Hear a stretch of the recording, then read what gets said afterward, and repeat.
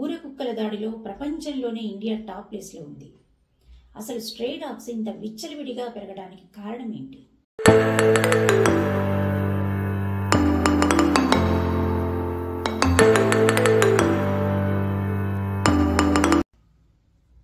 ఈ కుక్క కాటుకు బలైన వారి సంఖ్య ప్రపంచం మొత్తంలో చూస్తే ఇండియా టాప్ ప్లేస్లో ఉంది. రేబిస్ వ్యాధితో చనిపోయిన వారి సంఖ్య జనాభా మొత్తంలో తీసుకుంటే, ప్రపంచ జనాభా మొత్తంలో తీసుకుంటే మన దేశంలోనే 36% చనిపోయిన వాళ్ళు, మన దేశం పర్సంటేజ్ 36% మంది ఉన్నారంటే ఆశ్చర్యం ఇస్తుంది. దీన్ని బట్టి చూస్తే భారతదేశంలో ఈ స్ట్రే డాగ్స్ అటాక్స్ ఎంత ఎక్కువగా ఉన్నాయో, ఎంత తీవ్రంగా ఉన్నాయో దాని అర్థమైపోతుంది. 2 చట్టాలు వచ్చాయి. Protection of cruelty to animals act అనేది 1960లో వచ్చింది. PCA యాక్ట్ అంటారు. రెండోది ఏంటంటే animals birth control act, ABCI rules అంటారు. అది 2001లో వచ్చింది. ఈ చట్టాల వల్ల ఏంటంటే స్ట్రే డాగ్స్ స్వయం విహారం మొదలైపోయింది. ఎందుకంటే ఈ 2 చట్టాలు ఏం చేశాయంటే, ఈ రూల్స్ కానీ చట్టం కానీ, ఏ వీధి కుక్కను కూడా చంపడానికి వీల్లేదు అన్నట్టు కట్టుదిట్టం చేసేసాయి.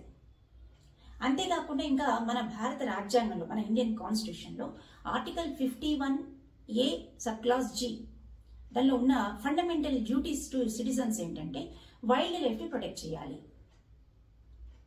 అని ఇది కూడా దానికి తోడైందనమాట. వీటితో పాటు ఇంకా ప్రజలు అమిత ఉదార స్వభావంతో ఎక్కడ పడితే అక్కడ వాటికి ఫీడ్ చేయడం మొదలుపెట్టేశారు, స్ట్రే డాగ్స్కి. ఇప్పుడు ఎక్కడికైనా ఊర్లోకి వెళ్తున్నారు, ఎక్కడ పడితే అక్కడ పెట్టేస్తాం. ఊర్ల సంగతి వదిలిపెట్టి ఇండ్ల ముందు కూడా బిస్కెట్లు వేసేవాళ్ళు, అన్నం పెట్టేవాళ్ళు, మిగిలిపోయిన అన్నం పెట్టేవాళ్ళు, ఇంకా ఏది కనిపిస్తే అది వాళ్ళు కొనుక్కున్న వస్తువులను తీసుకొచ్చి పెట్టేవాళ్ళు. ఈ రకంగా ఎక్కడ పడితే అక్కడ చేయడం వల్ల ఏమవుతుందంటే స్ట్రే డాగ్స్ విచ్చలవిడిగా పెరిగిపోవడానికి కారణమైపోయినాయి ఇవన్నీ. అయితే ఎక్కడ పడితే అక్కడ దాడి చేయడము, పసిపిల్లల మీద దాడి చేయడమే కాకుండా పెద్దవాళ్ళ మీద దాడి చేయడము, ఏదైనా వెహికల్స్ పోతుంటే వాటి ఎంటపడ్డము, అమిత ఇవి కుక్కలు అనే సంగతి మామూలుగా పక్కన పెట్టేసేసి అవి ఒక క్రూర మృగాలు మొదలైపోయింది. ఆ వాకింగ్ పోయి వాళ్ళ మీద దాడి చేయడము, అసలు ఏది చూసినా కుక్కను చూస్తే భయపడిపోయే పరిస్థితి వచ్చేసింది. ఇదంతా గమనించిన ఆనరబుల్ సుప్రీంకోర్టు ఏమని చెప్తోందంటే, ఎవరైనా సరే ఈ స్ట్రే డాగ్స్కి ఎక్కడ పడితే అక్కడ వాటిని ఫీడ్ చేస్తే ఆ కుక్కల దాడికి వాళ్లే బాధ్యులుగా పరిగణిస్తారు అని చెప్పింది. అంటే ఫీడ్ చేసిన వాళ్లే దానికి బాధ్యత వహించాలి అని చెప్తోంది. రెండో పాయింట్ ఏంటంటే, ఇలా ఫీడ్ చేసి ఎక్కడ పడితే అక్కడ ఫీడ్ చేసిన వాళ్ళకి ఎవరి మీద అయితే దాడి జరిగిందో వాళ్ళ మెడికల్ ఖర్చులు ఏవైతే ఉంటాయో ఆ ఖర్చులన్నీ కూడా ఈ ఫీడ్ చేసిన వాళ్ళే భరించాలి అని కూడా చెప్పింది. అంతే కదండి, కుక్కలు ఇష్టం వచ్చినట్టు స్వైర విహారం చేస్తూ ప్రజల మీద దాడి చేస్తున్నాయంటే జంతువులను ప్రేమించవచ్చు, కానీ మానవ జాతి అంతరించిపోయేంతగా అట్లా ప్రేమించకూడదు కదా.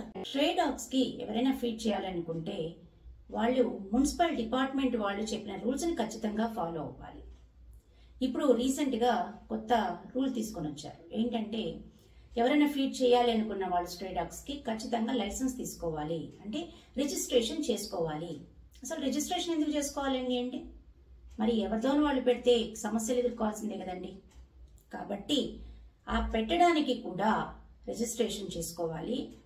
రిజిస్ట్రేషన్ చేసుకున్నాగానే సరిపోదు, చేసుకున్న వాళ్ళు ఈ మున్సిపాలిటీ వాళ్ళు, డిపార్ట్మెంట్ వాళ్ళు ఎక్కడ స్పెసిఫైడ్ ప్లేసెస్ అలాట్ చేశారో ఆ స్పెసిఫైడ్ ప్లేసెస్లో మాత్రమే ఫీడ్ చేయాల్సి ఉంటుంది. ఎక్కడంటే అక్కడ చేయడానికి వీల్లేదు. ఒకవేళ అలా మేము పెట్టేదే, మేము ఇష్టం వచ్చినట్టు పెట్టేదే చేసేది అని ఎవరైనా వితండవాదం చేస్తే వాళ్ళకి పెనాల్టీస్ ఉంటాయి, పనిష్మెంట్స్ కూడా ఉంటాయి. ఈరోజు మంచి మాట, స్వార్థం ఉండాలి, నిన్ను నువ్వు కాపాడుకునేంత, అంతేకాని ఎదుటివారిని నాశనం చేసేంత ఉండకూడదు.